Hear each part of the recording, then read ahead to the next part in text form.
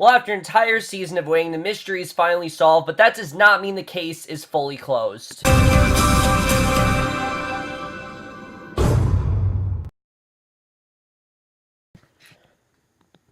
Hey guys, remember Riverdale, Season 1, Episode 12, Chapter 12, Anatomy of a Murder. And guys, obviously I was hyped for this episode because finally, after so many episodes, the main thing that we've been trying to figure out was finally going to be revealed here. You know, Jason Blossom's killer. And I was hoping this wasn't going to be like a Flash situation where they were going to reveal who Savitar is and then they don't do it and they teased us. But no, thank God they actually did come through. And honestly, I don't think they could have done any better, I have to say.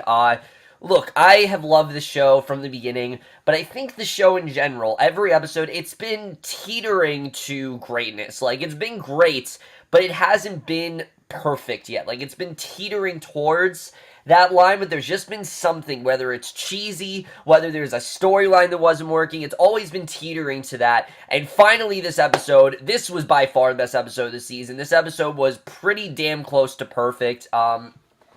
Not just the reveal in general of who the killer was, but just everything about this episode was an absolute thrill ride. There was so much going on in this episode, so many twists that really recontextualize a lot of what we thought was actually going on. But let's just get into this episode because there is so much to talk about.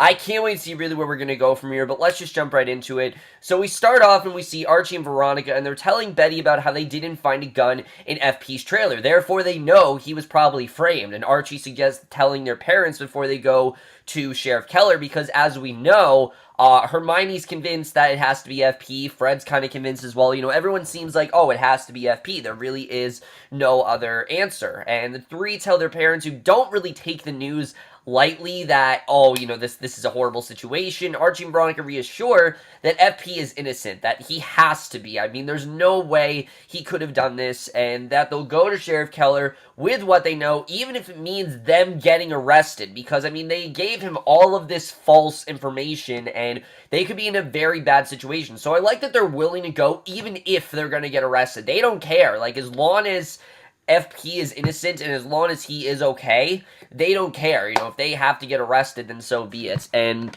I thought that was very interesting to see. But that night, Betty sits in her room. She texts Archie, and they agree to go look after Jughead, because they don't know where Jughead's gone. And Jughead's actually on the phone with his mom, and he explains that he bought a bus ticket to Toledo so he could see his mom and Jellybean, and they tell him that they really don't want him to visit. And now, we don't know a ton about his mom. I think this is really one of the first instances we heard about Jughead's mom, but you can tell whatever's going on, they don't really want Jughead there. Now, we don't know exactly what that reason is, but just this one scene in general, it makes Jughead all the more compelling. Not that he hasn't been, but just something like this, it makes me very interested in what actually is going on with Jughead. Like, why does his mom not want him to visit? There's clearly a big reason why, and I'm interested in seeing really what that is. So, Jughead exchanges bus ticket for another one, which is to Florida. He seems like he's going to Florida. Now, we don't know why. Again, we don't know why he's going to Florida or whatever, but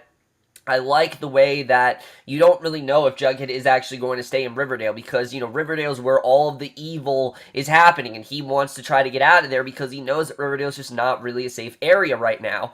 So Hermione is frantically looking through files, trying to hide evidence that their family is connected to FP, because remember, there's no other suspect. It has to be FP. She is fixated on that idea, and it makes sense why she's trying to, you know, diminish any sort of connection to FP. Obviously, because of FP, you know, he's not exactly on the right side of things right now. He's not in a very good position. She has to do what she can to make it seem like they don't have any connection to him. So it made sense why she was thinking that. So Veronica goes to her and says that basically running away is just going to make them look more guilty. And yeah, I do agree with Veronica there, because as we know, sure, they've been in a very shady business, but this isn't really going to make them look any less shadier. And Hermione says that she's guilty and tells her everything, and I thought that Hermione was going to reveal that she was the killer. Like, I thought that's how they were setting this up, that, oh, Hermione has to be the one, that she's the one involved with it, and I thought that they set this up pretty well. So Archie and Betty try to find Jughead at the bus station. Veronica calls Archie and agrees to meet them where she thinks Jughead is, which is Pop's. That's where Jughead has to be. We know that he always has, written stuff there, and this has been like a hangout spot for them. So the three of them find Jughead at Pop's, and I like that she was actually right, that he actually is there, and they apologize for betraying him. Again, as we know, Jughead felt like his friends wanted nothing to do with him. I mean, again, they did everything they could to try to make FP look guilty. They didn't stay on his side ever, and they explain that FP is in fact being framed and that they were wrong about what was going to happen. So Sheriff Keller actually interrogates FP, and FP gives this very long, drawn-out explanation. He explains that he met with Jason before his death and agreed to give him a getaway car in exchange for Jason trafficking drugs for him, and once he realized who Jason really was, Jason actually told him his plan, and FP then made a plan to kidnap Jason on July 4th and hold him for ransom, and Keller then suggests that FP succeeded until Jason escaped, and FP actually had to shoot him. So a lot of this is sounding pretty legit, right? Like, FP had to be the one to do this, and for a while it seems like that's what's going on here, that he actually is guilty for what happened. But Keller asks about the files that were stolen from his office, and FP says he did that as well as burning the getaway car. So he's taking the blame for everything, even though we know it's not actually true. We'll get into who actually stole stuff, but I like that FP is trying to just take the blame for everything because he doesn't want the actual culprits to be, to be held accountable for this. He wants to take all the blame. He wants to, I guess, protect them, and the kids arrive at the police station. They find Keller, who tells them that FP just confessed, and right off the bat, I mean, this is such a great start to the episode. You could see that they were doing whatever they could to try to help, Jughead and try to make sure that FP was, in fact, he was innocent and that he was exonerated of everything, but it's too late. He's already confessed to everything. It doesn't really seem like there is another answer. Like, he has to be the killer, and you feel really bad for them because you could tell they knew deep down that FP's not the killer here. But the next day, his mugshot is on the front page of the paper. The Blossoms show the article to Polly over breakfast, and Clifford reassures that he confronted FP himself at the station, and Penelope reassures that their family can now find peace. So they're now in a good place. Everything's fine there. Now that it seems that FP is now confessed, they really have nothing to worry about now. So Archie, Betty, Veronica, and Kevin talk about the article about FP. Veronica's relieved that the article doesn't mention Hiram. She wanted Hiram to be left out of it, and she's happy to see that that is the case because, again, she did feel Hiram might have possibly been a suspect, and I knew very well that it was not going to be Hiram again. We have not seen him. We've only heard about him. We have not actually seen him. It would not make sense to be introduced to Hiram for him to be the killer. I think it would just be a weird introduction if they were to do that. Like, introduce him just because he's the killer didn't really make a ton of sense, but I'm glad they didn't do that. But Betty reassures that FP has to be innocent, that he might be covering up for another serpent who possibly might be Joaquin. She knows that Joaquin is tied to the serpents and that he is in fact using Kevin, so I like the way she is starting to piece a lot of stuff together, and I like that she, for the most part, is still on FP's side because there's no way that FP could have possibly done it, not after everything, especially confessing to everything. He has to be covering up for someone. I really do love the way that this started off. Deep down, no matter what happens, that FP definitely is not responsible for any of what he just confessed to. So Jughead arrives in the lunchroom, he apologizes to Cheryl, and she slaps him in the face and begins hitting him, which honestly, I can understand why she felt that way. Like, it's an understandable reaction, thinking that his father is responsible for all this stuff. You can understand that, and Archie pulls her off Jughead. Weatherby intervenes and takes Jughead to her office, and Betty then finds Cheryl in the locker room. She tells Betty even if FP did do it, it's not Jughead's fault. And Cheryl reveals she doesn't feel like the nightmare of Jason's death is actually over yet. She knows there's definitely more to it than that. There's no way that FP could be in the center of it all. Like, why would FP confess to all this stuff if he didn't actually do it? Like, there's no way he could have done all that stuff. She knows deep down that there definitely is more to it. And Betty meets Jughead outside of Weatherby's office. Betty reassures that FP didn't do it, but Jughead wonders who else it really could be. He doesn't really see any other foreseeable answer, which honestly, I can understand why Jughead feels that way. I mean, it doesn't really seem like there is any other suspect. FP is the only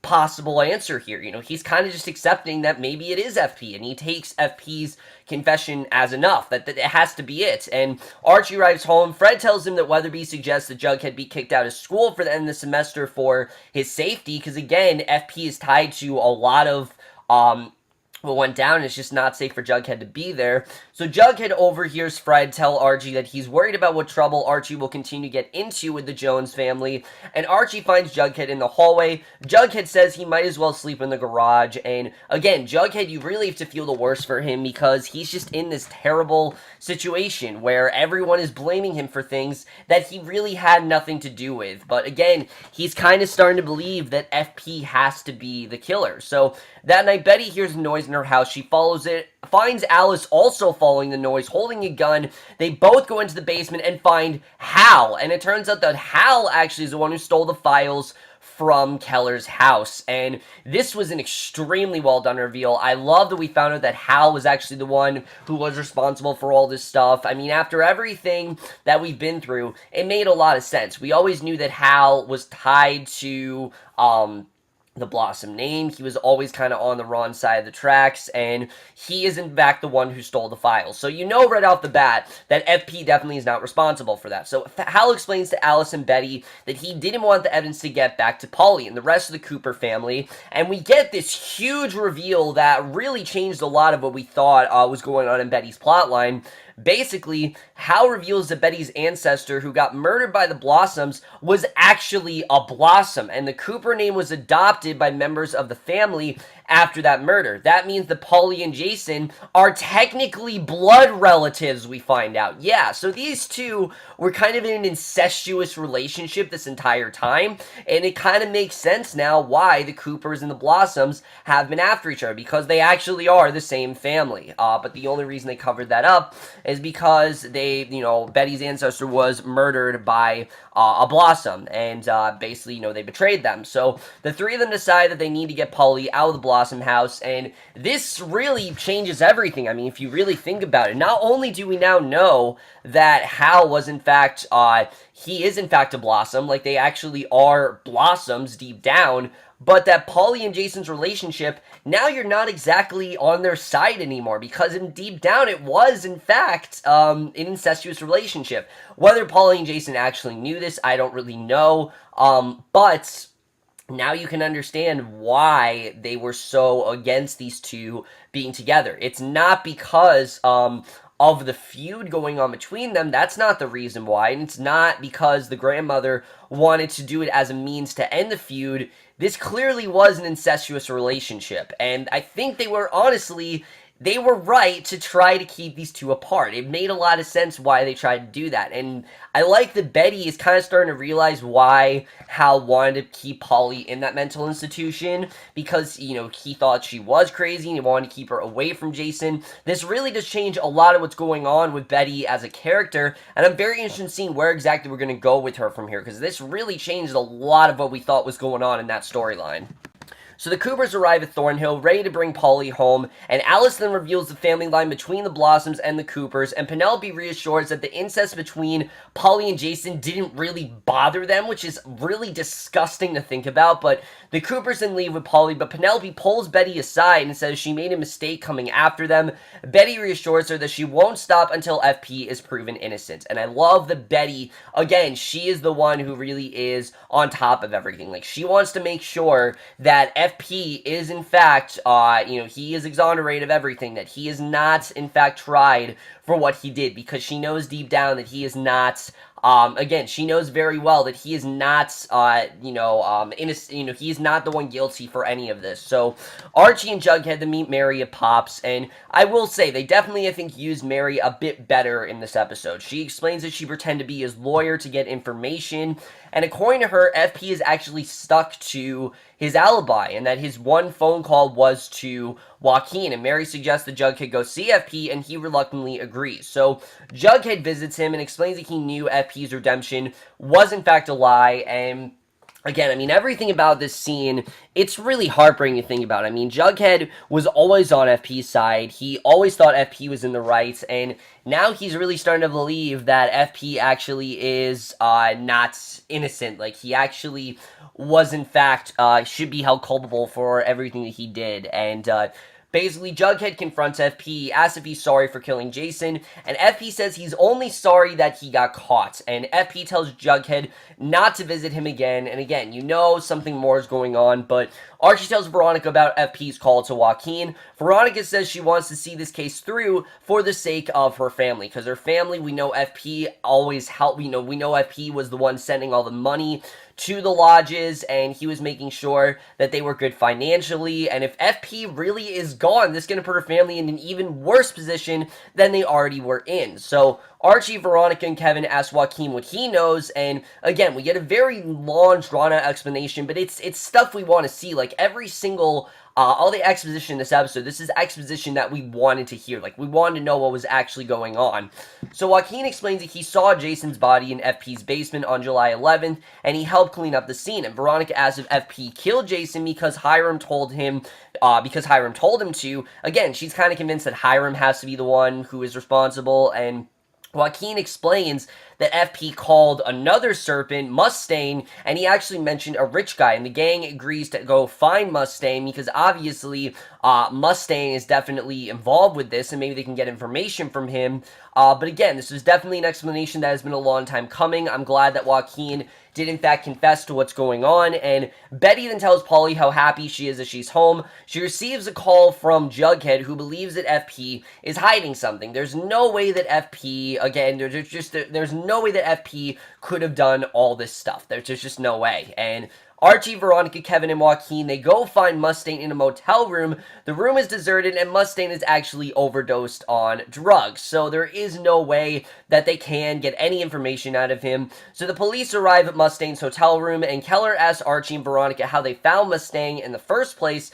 And another officer finds a bag filled with money, which is actually Hiram's bag, we find out. And Fred tells Archie to stay off of FP's case, otherwise he will in fact get hurt. And yeah, I think that definitely is the right thing to do, but at the same time, Archie is, doing what he can to try to defend FP, because he knows, again, FP is innocent, and he hates seeing Jughead in the position he's in. Remember, Jughead is very conflicted right now. I mean, a lot of what he's thought, he's kind of rationalizing a lot of what FP has done, but there's only so much he can do. I mean, after a while, that doesn't really seem like there are any other possible suspects. So he really is starting to believe that FP is the one responsible, and you really can understand why Archie is feeling this way. This is really the first episode, to me at least, where Archie didn't seem like he was doing a dumb thing. Like, he actually was doing something for someone else. Like, he wasn't always putting himself over others like he has throughout the lot of the show.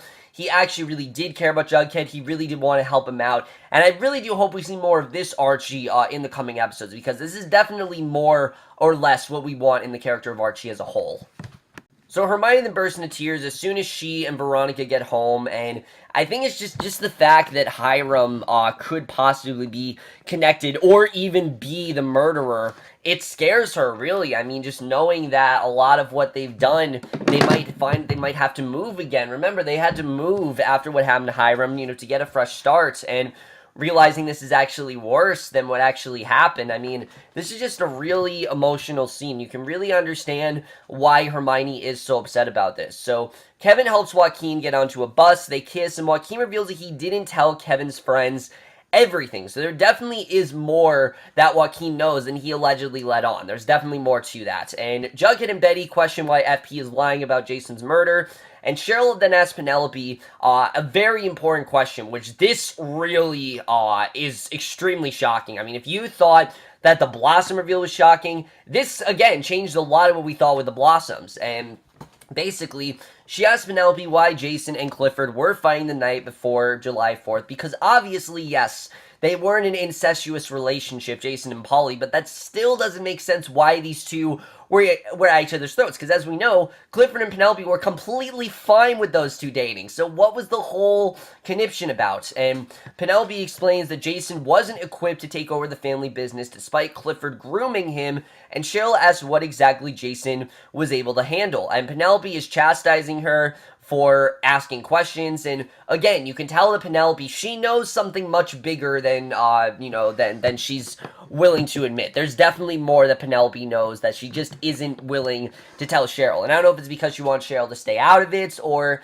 if she wants to keep shielding her from all this, because it seems that that's a lot of what the Blossoms have done. Like, they tried to keep them away from everything and keep them out of it, but after a while they are going to find out. I mean, Cheryl is very curious, and sure, curiosity might get the best of her, but I do think it is it's a pretty apt it's a pretty apt question, why she should be feeling this way. Like, I can understand why she is so intent on getting these answers. After everything that's happened, there's a lot of stuff she's confused about, and again, you really do feel for Cheryl here. So Jughead and Betty then remove Fred and Hermione from their suspect board, because they know deep down that it can't be Fred, and it's definitely not Hermione. There's no way that it's Hermione. Hermione's just too innocent, and there's just too much she's been through. There's no way she would have done it. So Cheryl asks if Jason ran away because of something related to the family, and Penelope is tired of Cheryl's question. So she grabs Cheryl's hands, shoves her into the barn, which is full of barrels of maple syrup, and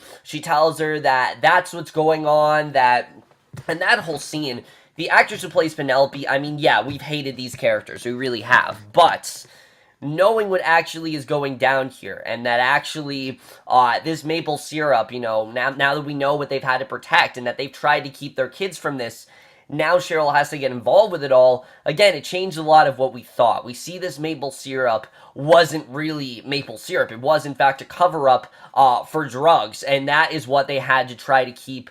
Jason, I guess, found out, and they tried to keep him out of it, but he wanted to get involved, and they wanted to take over the family business, but he really wasn't willing to do that, and again, you can understand why that is. So Allison meets with Betty and Jughead, explains that the evidence against Hiram and the Serpents is just a little too tidy. Again, it can't be Hiram. It just feels too neat. Like, it's got to be a much more messy of a murder than that, and I agree with Alice. Like, this whole thing, there's no way it went down that easily. Like, that's not how it would have gone. So Betty gets a phone call from Kevin. The three of them go hunting for something in the woods. They find a duffel bag with Jason's Letterman jacket inside, and basically, this is when we now get the realization of what actually went down.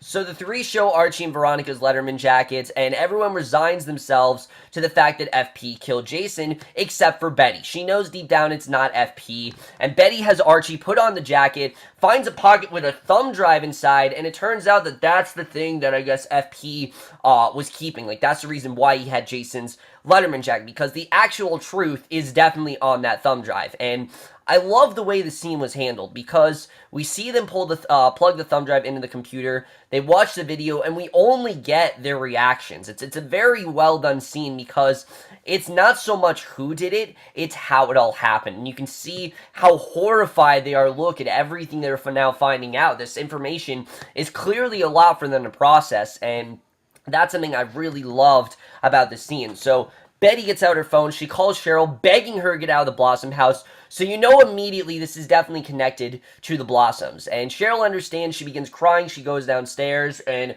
she finds Clifford and Penelope eating dinner, and reveals that everyone knows that Clifford actually killed Jason. Now, I thought the episode was just going to end there, like that was going to be the end of it, but I'm glad it wasn't, because, sure, I mean, they could have easily ended the episode there, but again, it just wouldn't feel as conclusive and as complete if they ended things there, and I'm glad they didn't. But yeah, so now Clifford apparently actually killed Jason. And it actually does make a lot of sense when you think about it. Again, Jason was tied to something that they tried to keep from him, and they wanted him to get involved with this business, but he wasn't willing to do that, and Clifford actually is the one responsible for killing Jason. And it makes a lot of sense because Penelope and Clifford, when you really think about it, haven't really had that much of a reaction to Jason's murder. They really haven't. I mean, it seems like they've been keeping something from them this entire time.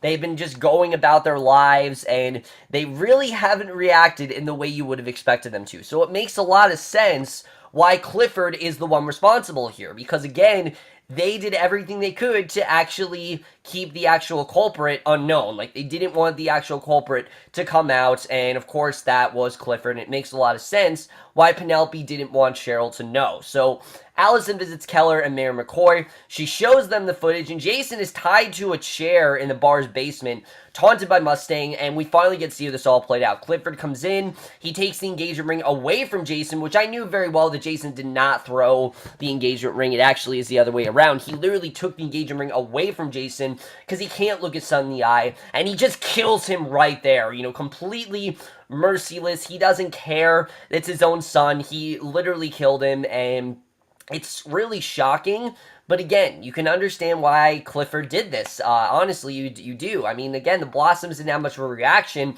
It doesn't condone what Clifford is doing, but after everything the Blossoms are trying to cover up and Jason not wanting to get involved, I guess Clifford just didn't feel like he had much of a choice but to do that. So Jughead reveals that FP confessed after Clifford threatened to kill Jason as well. So basically that's why FP actually did confess, because Clifford told him that, you know, what he did to his son would in fact happen to Jughead, and FP didn't really feel like he had much of a choice because Jughead's life was on the line, and Jughead argues that FP is innocent, but Keller explains he's still culpable in too many things. And yeah, I mean, he was tied to the murder, and he was kind of working for Clifford, but everything that he said, he didn't do, and that's only because Keller doesn't have the other stuff. Like, Hal needs to confess to what he did. So Veronica arrives home, apologizes to Hermione for suspecting Hiram. Hermione forgives her and reveals that Hiram is actually coming home. So I'm guessing we're going to see Hiram in the next episode, which I'm definitely interested in seeing how that's all going to play out. After everything we've heard,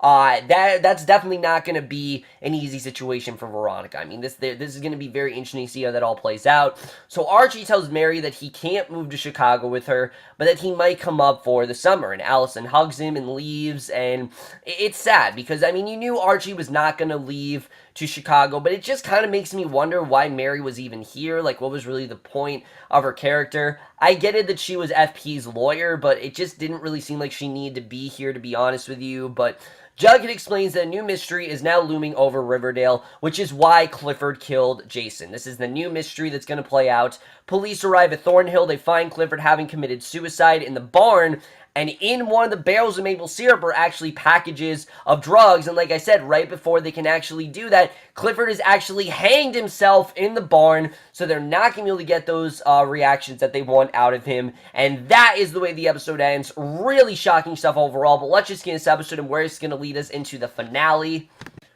So, holy shit. I mean, what an episode this really was. The crazy thing is, I mean, there were so many big reveals here, but we still didn't get the really big reveal, which is, of course, what the motive was. Like, why did Clifford kill Jason? Now, sure, I mean, you could definitely say that we're never going to find that out because Clifford offed himself, and that's it. But I don't think that's the case. I think Penelope knows very well why Clifford killed Jason, but I think she hasn't really wanted to admit it because she's kept Cheryl out of it and everyone like that, so I do think we're going to find out what that motive is very soon. And I say as soon as the finale. Like, I feel like we're going to find it out very soon, but we'll have to see really how that all plays out. For everything else, though, I mean, there are so many places we can really go from here. First of all, the huge reveal that all this time, the Coopers are actually Blossoms, and that they kept that name. So one, it would seem like it was an okay thing for Polly and Jason to be together, but also because, you know, to protect that name. Because obviously, you know, Betty's ancestor was killed by a Blossom. Well, that kind of betrayed the Blossom, so they created a fake last name. That's just insane to think about, but it really does make a lot of sense why they have such a hatred for the Blossoms and why they've tried to shield Betty from the Blossoms because her ancestor was killed by a Blossom. And it actually makes a lot of sense now. But how Betty is going to come to that realization and how that actually is all going to happen, I don't really know what's going to happen from here. Like, what do you really do after all this time? You've tried to protect this relationship, and you've been on good terms with your sister and things like that, but now you're realizing you're actually a Blossom. I just don't really know how Betty's going to process all that. So we'll have to see really where that's going to go. I think that whole thing is going to be very interesting. Also, did Polly know about the incest? Like, did she know about this whole story? What's going to happen there? We'll have to see the way that all plays out. I think that definitely is going to be very interesting, especially if she didn't know. If she didn't know, that makes me a lot more interested in where this whole story is going to go. Because especially if Polly didn't know about her, the incestuous ties between her and Jason, that really is going to make me that really is going to change a lot of what we thought about that relationship, especially if she did know. So we'll have to see what's going to happen with that. As far as FP, Hal just needs to confess. Now, I get why he doesn't want to, because he feels very guilty for what he did, but he just needs to confess, because FP is not tied to really any of those things. Sure, he definitely was working for Clifford, but that was kind of out of guilt, because of the fact that he knew his son's life was on the line. He did what he could to try to protect Jughead.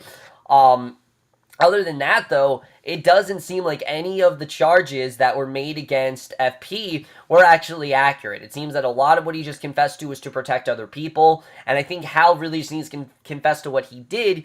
Then Keller can get the necessary evidence to incriminate for FP and not against FP. So we'll have to see really the way that all plays out. I think that definitely is going to be interesting, and you really have to feel bad for Jughead here, because he's just his whole life is just sort of like a roller coaster right now. Like, in some ways, he does want to help FP, but now he's not sure because FP could, in fact, be guilty for a lot of these things. So, I mean, Jughead in general, you just can't...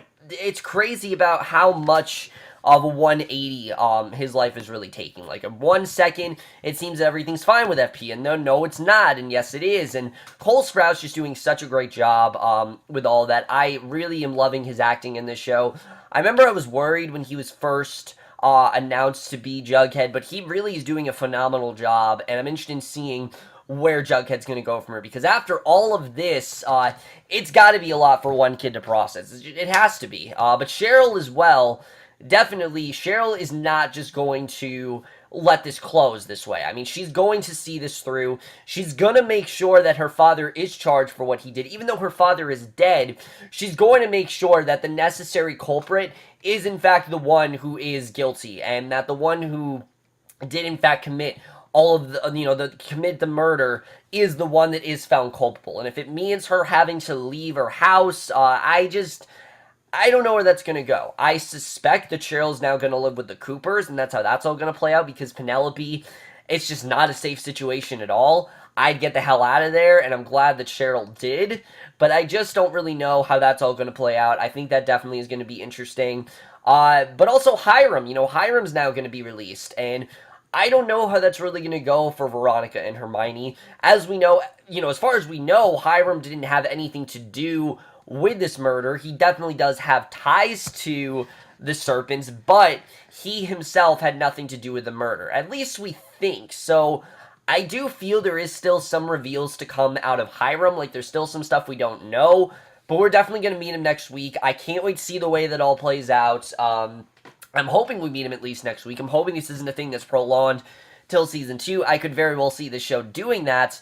But after this episode, I think we are probably going to see Hiram. I think that definitely is all going to happen in the next episode, but we'll have to see the way that all plays out. But after all of the build-up, I'm definitely interested in seeing what exactly is going to happen. Like, is Hiram as shady as Hermione and Veronica have let on? We haven't really seen his perspective yet, so I'm interested in seeing what ends up going down there. Joaquin as well, I think, could also be a source to why Clifford did kill Jason, because as we know, he told Kevin, look, I didn't tell your friends everything. So Joaquin definitely knows more than he leads on, and I think that as well is going to be interesting when we get that confession out of him, and what he really ends up telling them, I think, is really going to be paramount to the actual killer, which we now know is Clifford Blossom, and I'm definitely interested in seeing the way that all plays out. overall, guys, this episode was just extremely rewarding. I really did love this episode overall. It was very tragic because now you know that Cheryl has always kind of been in this terrible situation and that her family in general isn't really what they said they were, and that, also for Betty, knowing that she actually is a Blossom and now she's going to have to live with that, knowing that she is a lot more closer and a lot more tied to this than she thought she was. Just all of that. I mean, is she really willing to, especially the fact that she knows that the Blossoms are responsible, is she really willing to testify against her family? That's the real question now, because, yeah, Clifford killed himself, but that doesn't mean this is over. I mean, knowing Betty, knowing Cheryl, they will do what they can to see this through. But the real question is, are those two really willing to put their family at risk? Because now that we know that Betty is tied to the Blossoms, that really, like I said, changes a lot of what we thought was going on in that storyline. I'm definitely interested in seeing how that all is going to play out. Overall, guys, this was really everything that I hoped it would be. It was very satisfying. It was really sad, but as a whole, I was very pleased with the way this whole episode played out. This was by far the best episode yet, and I'm definitely going to give Riverdale Season 1, Episode 12, Chapter 12, Anatomy of Murder, a 4.75 out of 5, or an A.